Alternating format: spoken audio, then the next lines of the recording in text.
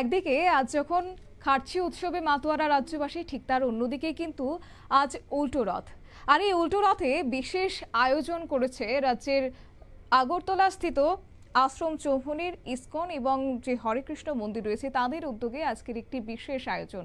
আর সেই বিশেষ আয়োজনে রয়েছে যে আগরতলার যে জিবি হাসপাতালে যারা ক্যান্সার আক্রান্ত রোগীরা ছিলেন তাদের আজ দর্শন করানো হয়েছে জগন্নাথ দেবের বিগ্রহ নিয়ে আজ সেই ক্যান্সার হসপিটালে গেলেন তারা এবং সেখানে রোগীদের দর্শন করিয়েছেন জগন্নাথ দেবের। চিকিৎসাধীন রোগীদের জগন্নাথ দর্শন করালেন ইসকন হরেকৃষ্ণ মন্দির কর্তৃপক্ষ।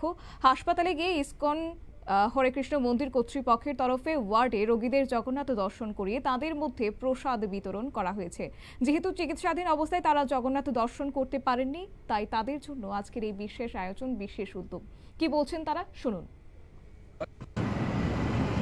হরে কৃষ্ণ, জয় জগন্নাথ। তো আমরা ইসকন হরে কৃষ্ণ মন্দিরের পক্ষ থেকে প্রতি বছরের ন্যায় এই বছর আমরা এই রথযাত্রা উপলক্ষে যারা রথে যেতে পারেনি অসুস্থতার জন্য সেই ক্যান্সার হসপিটালে আমরা এসেছি জগন্নাথ বলদেব সুভদ্রা মহারানীকে নিয়ে, সঙ্গে একটু প্রসাদ নিয়ে এসেছি এবং আমরা সবাইকে প্রসাদ এবং যে জগন্নাথ দর্শন সেটা আমরা করাবো।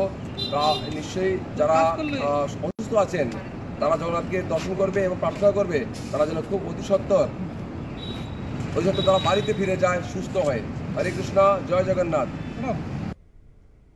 আপনারা শুনলেন তাদের বক্তব্য। জগন্নাথ, বলরাম এবং সুভদ্রাকে নিয়ে আজ তারা রওনা হলেন জিবি হাসপাতালের ক্যান্সার হসপিটালের দিকে এবং সেখানে রোগীদের মধ্যে কার্যত আজ প্রভু জগন্নাথকে দর্শন করালেন, একই সঙ্গে তাদের মধ্যে প্রসাদ বিতরণ করালেন, তাদের আরোগ্য কামনা করলেন আজ মন্দির কর্তৃপক্ষ। একই সঙ্গে তাদের বলা যায় যে জগন্নাথ দেবের দর্শনকে কেন্দ্র করে কিন্তু রোগী এবং রোগীর আত্মীয় পরিজনদের মধ্যে এক প্রকার খুশির বাতাবরণ আজ ছড়িয়েছে।